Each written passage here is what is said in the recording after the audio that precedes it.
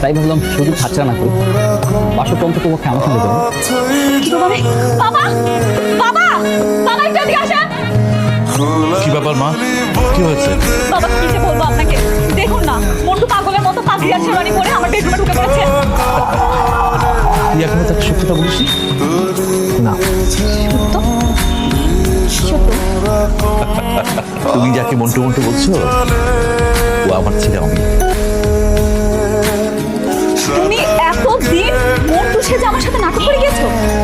ও সব কিছুই করেছে তোমাকে পাওয়ার জন্য, তোমাকে ভালোবেসে। ওর মতো একটা শিক্ষিত ছেলে তোমার নিরক্ষর স্কুলে ভর্তি হচ্ছে কেন? তোমাকে দেখার জন্য, তোমাকে বোঝার জন্য, তোমাকে প্রতিটি মুহূর্ত কাছে পাওয়ার জন্য।